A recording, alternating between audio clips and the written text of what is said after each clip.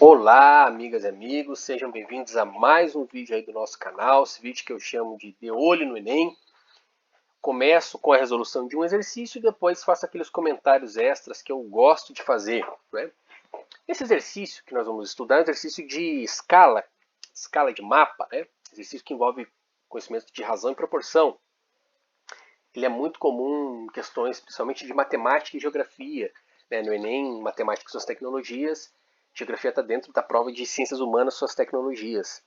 Eu pessoalmente não gosto muito de falar que o conteúdo pertence a uma matéria ou uma disciplina, né? Acredito que conhecimento de qualquer coisa que nós somos estudar, de qualquer objeto de pesquisa, ele é como se fosse um prisma, né? Que tem diversas faces e a gente consegue compreender melhor esse prisma se nós analisarmos de perspectivas diferentes, né? Por isso que o diálogo com todas as áreas ele é tão importante e todas as áreas do saber, né? E a gente consegue assim ensinar um pouquinho e aprender bastante. Vamos então à nossa questão. No mapa cartográfico, cuja escala é de 1 para 25 mil, as cidades Florestópolis e Porecatu distam entre si 48 centímetros. Um novo mapa dessa região será feito na escala 1 para 16 mil. Neste novo mapa, qual será a distância entre as duas cidades em centímetros? Essa questão aqui ela foi adaptada de um exercício, de uma questão do Enem, de 2016, e faço uma observação que eu mantive a mesma nomenclatura que a questão do Enem utilizou, mapa. Porém, a rigor, né, tecnicamente falando, o ideal seria utilizar a expressão carta e não mapa. Porque mapa se refere a escalas menores, quando nós vamos fazer representações de continentes, por exemplo, de países muito grandes. Né? Quando nós vamos fazer representações de regiões de cidades, de municípios, até estados, nós estamos falando de cartas, beleza? Então as escalas das cartas são maiores que as escalas dos mapas, né? E as escalas da planta são maiores que as das cartas. Mais à frente a gente vai falar um pouquinho sobre escala maior e escala menor. E agora, como é que nós podemos resolver esse exercício? Se nós estamos falando de uma questão de escala, nós estamos falando de uma representação de proporção entre o mapa, o desenho, o projeto e o real. Nas áreas de construção civil, de cartografia, nessas engenharias, nós geralmente utilizamos escalas de redução, em que nós temos uma área que é muito grande, um projeto de uma construção muito grande, e nós vamos passar isso para o software, para o papel. Beleza? Em outras áreas, por exemplo, da biologia, é o contrário, né? Nós temos representações de células que são muito pequenas ou moléculas que nós vamos representar para o papel.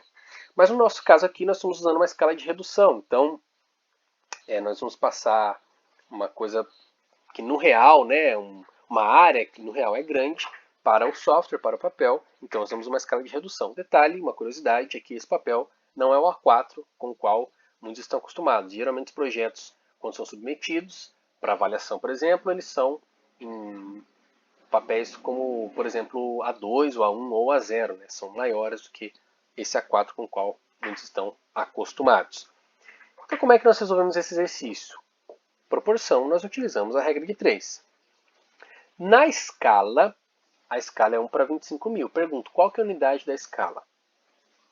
Centímetro, milímetro, metro? Detalhe, anota essa informação, galera. Por favor, lembre-se, a escala não tem unidade, beleza? Essa escala aí é a escala de 1 para 25 mil. Tá? Então, significa o seguinte, se eu colocar, por exemplo, medir 1 milímetro nesse mapa, ele representa 25 mil milímetros na realidade. Beleza? Então, por exemplo, se você colocar a tampa de uma caneta nesse mapa, essa distância que essa tampa de caneta vai ter no mapa, ela vai representar, na realidade, serão 25 mil vezes o tamanho dessa tampa de caneta. Beleza? Então, por isso que o mapa, a escala não tem unidade. Nos foi dada a informação de que essas duas cidades estão a distância de 48 centímetros. Pergunto, 48 centímetros no mapa ou na realidade? No mapa, né? Então observem aqui que na escala nós temos 1 no mapa para 25 mil na realidade. Então 1 milímetro para 25 mil milímetros, 1 metro para 25 mil metros, assim por diante. Como nós temos a informação de 48 centímetros no mapa, essa informação vai ter que ficar embaixo de quem? Será do 1 ou do 25 mil? Não é informação da distância no mapa? Se a informação da distância no mapa, ela tem que ficar embaixo da informação do mapa, que é 1. E o que nós vamos encontrar? Nós vamos encontrar a distância real entre os municípios. Essa distância real, então, tem que ficar abaixo aqui do 25 mil. Faça essa observação, porque em regra de 3 é comum ver exercícios em que os estudantes confundem, trocam esses lugares. Então, nós estamos falando aqui de 48 centímetros no mapa, está debaixo do 1 do mapa.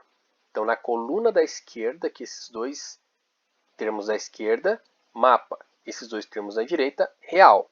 Beleza? Então, agora nós fazemos 1 está para 25 mil, assim como 48 centímetros está para x. Alguns podem perguntar, professor, você falou que a escala não tem unidade. Por que você colocou 48 centímetros? Porque na coluna da esquerda, mapa, na coluna da direita, real. Na primeira linha, na linha superior, escala. Na linha inferior, na segunda linha, medição. Então, eu fiz uma medição de 48 centímetros no mapa. Eu vou achar aqui, então, a minha distância real, a minha medição da distância real, e a gente vai ver em qual unidade que isso vai sair. Isso vai aparecer, tudo bem? Produto dos extremos é igual ao produto dos meios, então, x vezes 1 igual a 48 centímetros vezes 25 mil. Notem que eu mantive 48 centímetros aqui a unidade, beleza? X vezes 1, x, 48 centímetros vezes 25 mil, 1.200.000 centímetros. Mantive, então, a unidade. Então, a distância real entre esses dois municípios é de 1.200.000 centímetros. Essa distância é fixa, não varia, tudo bem? Eu sei, gente, que ao longo dos tempos existem movimentos que acontecem, né, das placas e que tectônicas, e que os continentes estão se aproximando uns dos outros, se afastando uns dos outros na ordem de milímetros, de micrômetros, centímetros ao longo do ano, mas a gente não vai considerar isso, tá? A gente vai considerar que esses municípios vão ter sempre essa mesma distância de 1.200.000 centímetros. Bom, com essa informação que nós obtivemos, a distância real desses dois municípios, nós vamos aplicar ao segundo mapa, ao mapa da escala de 1 para 16 mil. Antes de resolver o exercício, eu vou fazer uma pergunta aqui.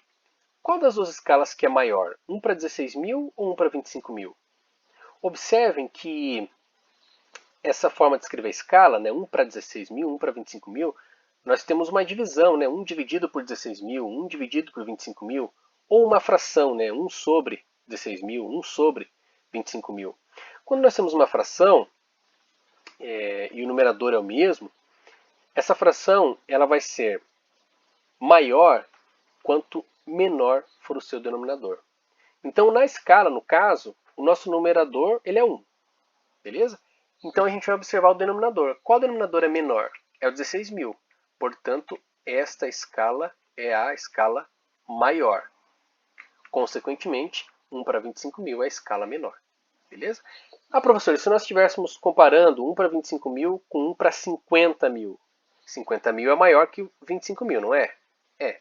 Então, se nós tivéssemos uma escala de 1 para 25 mil e 1 para 50 mil, esta seria a escala maior e 1 para 50 mil uma escala menor. Beleza?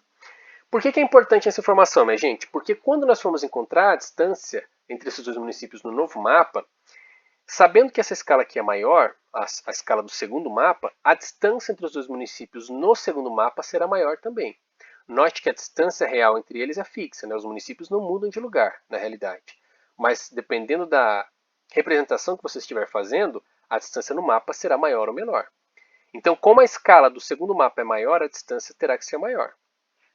E nós sabemos, então, que a distância real dele é de 1.200.000 centímetros. Como a distância real aqui nós conhecemos, nós vamos colocá-la aqui debaixo do valor real. Qual que é o valor real? É 1 ou 16 mil? Ora, 1 representa no mapa e 16 mil representa no real. Então, 1.200.000 centímetros está debaixo do 16 mil.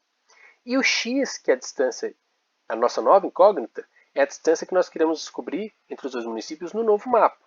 Então, nós vamos colocar debaixo do 1, que é a distância no mapa. Ok? Nós continuamos fazendo uma regra de 3. 1 está para 16 mil, assim como x está para 1.200.000 centímetros. Novamente, coluna da esquerda, mapa, coluna da direita, real. Primeira linha, escala. Segunda linha, medição, medida. Beleza?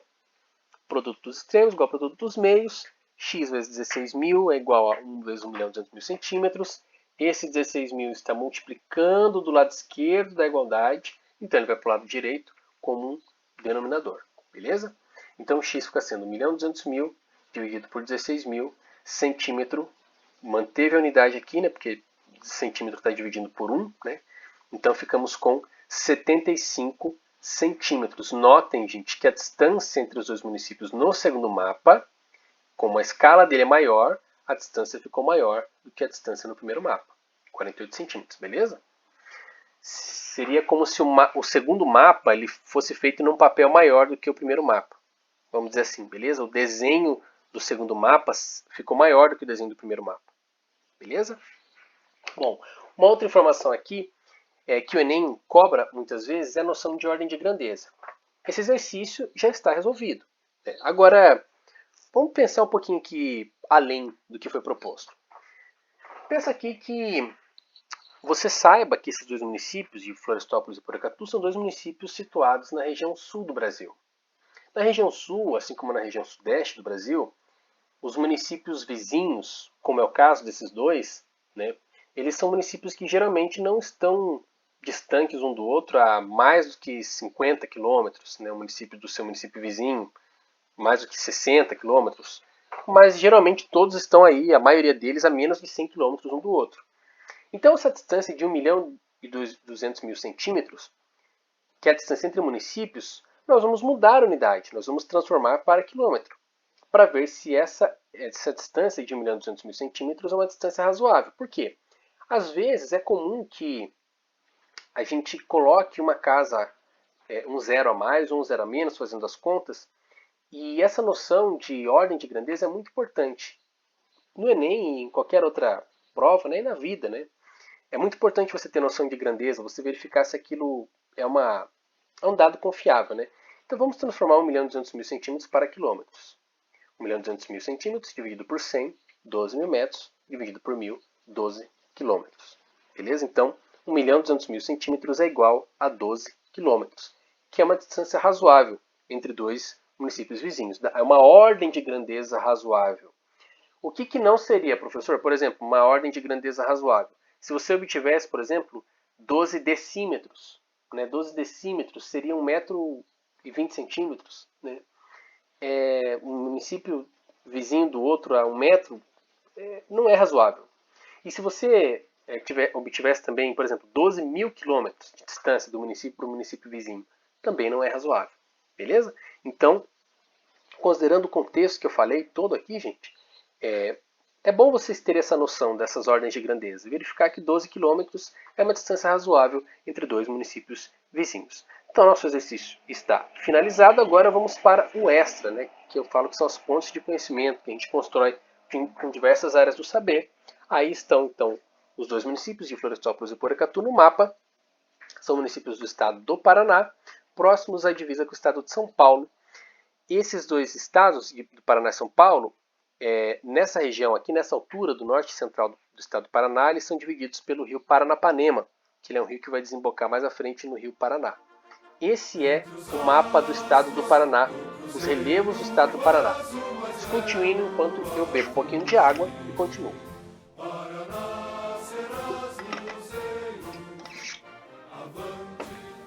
Então, indo de leste para oeste, nós temos a Baixada Litorânea. Destaquei aqui uma imagem do Porto de Paranaguá, muito importante, no contexto nacional, um porto muito relevante. Depois nós temos o Planalto de Curitiba, o Planalto Cristalino, elevadas altitudes, Curitiba situada aí a mais de 900 metros de altitude. Ao ingressar no Planalto de Ponta Grossa, o segundo Planalto do estado do Paraná, nós temos uma depressão periférica, uma bacia de sedimentos, uma bacia sedimentar. Essa imagem, por exemplo, é a imagem do Parque Estadual de Vila Velha. E essa imagem que vocês veem que parece uma taça, é de fato uma taça, mas uma taça que foi esculpida pela natureza. Nesse Parque de Vila Velha é muito interessante que tem diversas dessas esculturas que foram sendo esculpidas ao longo de anos pela natureza, por ações de erosão, especialmente erosão eólica do vento e plúvica, né, das chuvas, pluvial. Então, é muito interessante observar esse parque. Ele é um parque muito legal, muito bom de se conhecer, e a gente consegue verificar nesse parque bastante essa formação desse segundo planalto com o arenito. Na transição para o terceiro planalto, tem esse município que eu destaquei aí, que é o município de Prudentópolis, considerado o município mais ucraniano do Brasil, pelo elevado número de imigrantes, né, que se estabeleceram ucranianos que se estabeleceram nessa cidade. E nesse município existem muitas cachoeiras, já como um prenúncio de que estamos diante de um novo planalto, o terceiro planalto do estado do Paraná, ou planalto de Guarapuava, no qual estão municípios como, por exemplo, Foz do Iguaçu, famoso pelas cataratas, pela usina hidrelétrica de Itaipu, Maringá, a noroeste do estado, Londrina, no norte do estado, as duas das cidades maiores do estado do Paraná.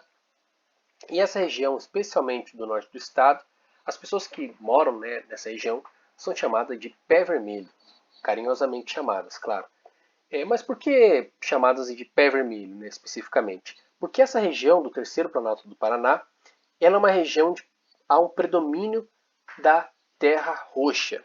Terra roxa que tem esse nome porque os colonos italianos que lá se estabeleceram falavam que era terra rossa, que é terra vermelha, né, no idioma deles. Mas aqui no Brasil as pessoas associavam roça com roxa, então ficou terra roxa. Essa terra ela tem essa cor avermelhada por ela ser um solo de formação basáltica. Basalto, uma rocha magmática, uma rocha máfica, né? Máficas são as rochas ricas em minerais de magnésio e ferro, né? Minerais mais escuros.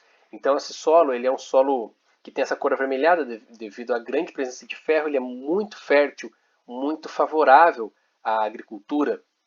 E nessa região, especificamente entre Porecatu e Florestópolis, foi uma região que a partir da segunda metade do século XX, ela teve uma transição de cultura do café para a cana-de-açúcar, especialmente a partir da década de 70, quando o regime militar incentivou bastante, através do pró-álcool, especialmente a exploração do etanol como combustível. Né? No Brasil, o solo de terra roxa ele se distribui aí do Rio Grande do Sul até boa parte do Mato Grosso do Sul.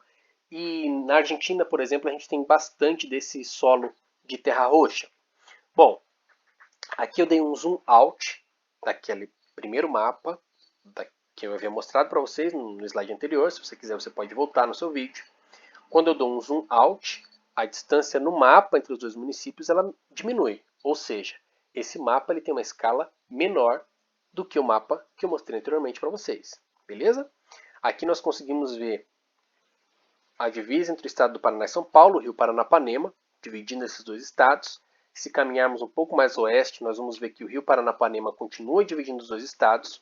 E esse rio vai desembocar no rio Paraná, que é um dos rios mais importantes aí da América do Sul, em comprimento menor apenas do que o rio Amazonas. Esse rio ele vai dividir o estado do Paraná do estado do Mato Grosso do Sul, né? Se nós caminharmos um pouquinho mais a sul, o rio Paraná ele vai estar entre o estado do Mato Grosso do Sul e o estado do Paraná. Aqui, onde nós estamos vendo, o estado de São Paulo e o estado do Mato Grosso do Sul são divididos pelo rio Paraná.